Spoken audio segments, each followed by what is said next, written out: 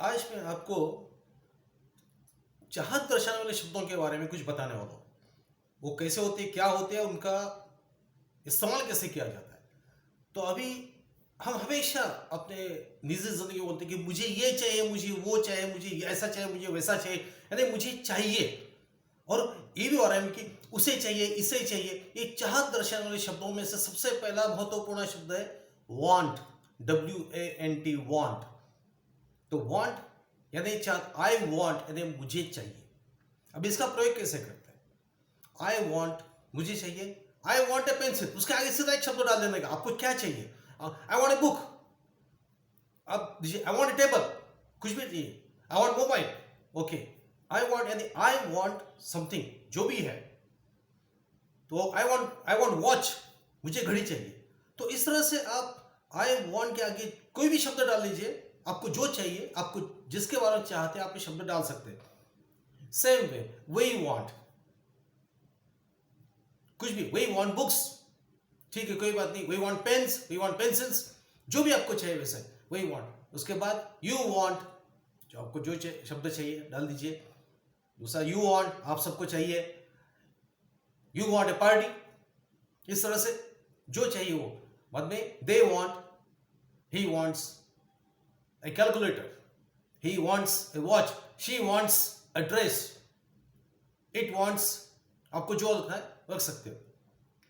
तो इस तरह से वांट का एकदम आसान तरीका है आई वांट, और जो भी है समथिंग।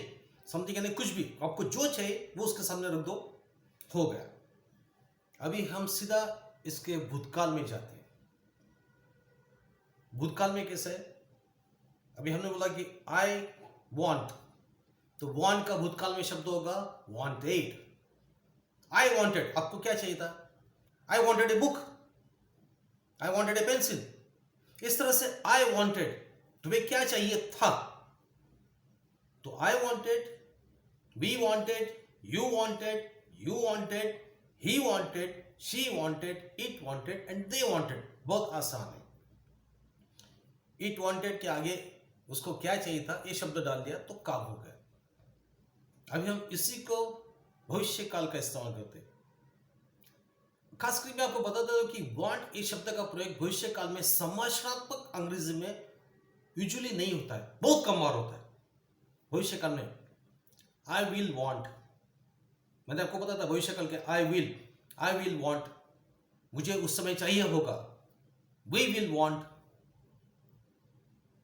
ही शी इट, उसको भी he will want, she will want, it will want, we will want, you will want, you will want, they will want. तो हो गया भविष्य काल में भी सिर्फ विल वांट, विल एक ही शब्द का प्रयोग करने का। भूतकाल में वांटेड हो गया काम। नाउ अभी इससे और एक दूसरा शब्द है वांट टू। ये बहुत महत्व का काम करता है। मैंने आपको टू के बारे में प्रयोग बताया था। टू यानी इस तरह, विशिष्ट दिशा दर्शाना भी, और टू किस लिए? दिशा भी और दर्शाना भी, और एक तरह से किस कार्य के लिए। I want to go to school, I want to go to school, मैंने आपको ये शब्द रचना दी थी।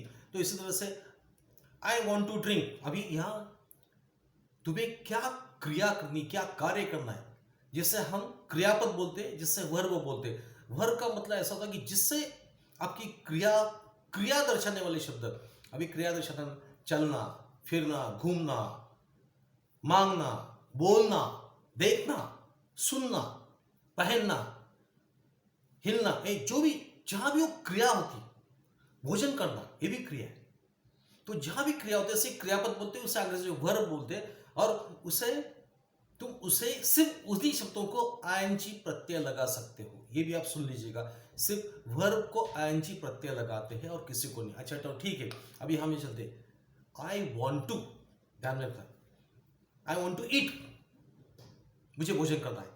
आई वॉन्ट टू ड्रिंक, मुझे पानी पीना है। अभी यहां देखो, आई एम हंग्री, एम और इसमें I am hungry. I want to eat, he wants to eat. She is thirsty, thirsty का मतलब होता है प्यासा। She is thirsty, she wants to drink. देखो इस तरह से ये हो गया। अभी यहां आई वॉन्टेड टू स्टडी, देखो भूतकाल में आई वॉन्टेड टू स्टडी, मुझे स्टडी करना था। आई वॉन्ट टू स्टडी भी होता है, मुझे स्टडी करना है, यानी तुम अपनी इच्छा दर्शाते हो। भूतकाल में वी वॉन्टेड टू प्ले, हम खेलना चाहते थे। इस तरह से वॉन्टेड टू, अभी हम भविष्य काल में उतरते। देखो मैं काल क्यों बदल रहा हूं, क्योंकि आपको काल की आदत होनी चाहिए, क्योंकि आप जब दिन में जब बात करते होते हो तो आप अलग अलग काल में बात करते रहते हो, हमेशा एक काल में बात नहीं करते। तो अभी यहां you will want to study, तुम्हें पढ़ाई करने की, तुम पढ़ाई करने वाले हो। इस तरह से देखो, you will want to go for a party, तुम चाह करते हो कि तुम्हें पार्टी को जाना है। इस तरह से आप फिलहाल एक काम पे ले लीजिएगा। हो सकता है कि आपको कंफ्यूजन होगा, लेकिन आप काम पे ले लीजिएगा। जब हम स्टोरीज बनाएंगे तभी आपको बहुत काम में आएगा। तो इस तरह से ये जो का वॉन्ट टू, अभी कुछ भी बोलिए आप, I want to go to school, देखा मैंने आपको बताया था, I want to, he wants to eat food, he wants to, हो गया। दे वॉन्ट टू प्ले, वो खेलना चाहते, दे वॉन्टेड टू प्ले, वो खेलना चाहते थे। They will want to play, हो सकता है कि पढ़ाई के बाद उनकी इच्छा होगी कि वो खेलना चाहेंगे और वो खेलेंगे। तो इस तरह से ये जो वॉन्ट एंड वॉन्ट टू, ये दोनों बहुत महत्वपूर्ण शब्द है, तो इसको ध्यान में रखना, वॉन्ट एंड वॉन्ट टू। अच्छा, नाउ वॉन्ट जैसे एक चाहत दर्शाने वाला शब्द है, वैसा और एक शब्द है need, NWD।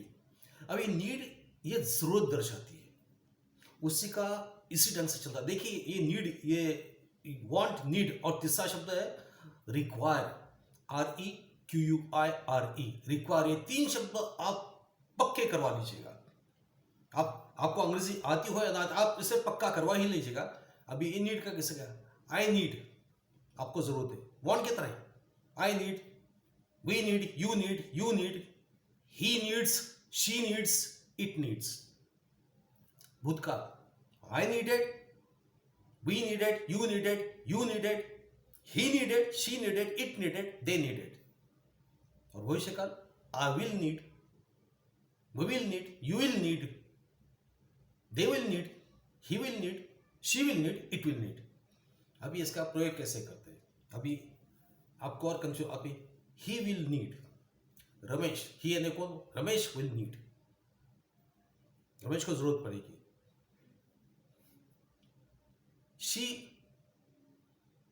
She needed it, she की जगह स्वाति नीडेड इट, स्वाति को इसकी जरूरत थी।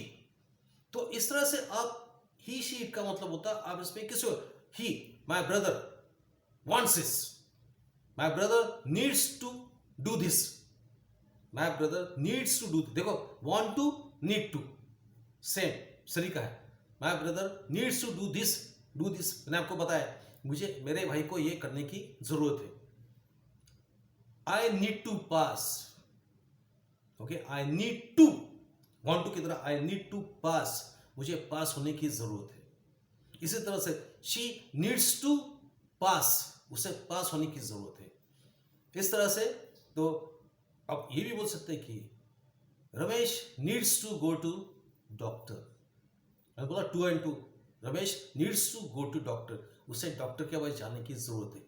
देखिए जो मैं शब्द वाक्य जो बोलता हूँ, आप सिर्फ सुनेगा मत, आप बोलिएगा, आप प्रैक्टिस कर लीजिए बोलने की प्रैक्टिस कर लीजिए। आप ये उच्चार अपने होठों पे या गले में बिठाने का प्रयत्न कीजिए। Same thing, require, I require, we require, वो भी जरूरत है ना, चाहिए, वो भी चाहिए।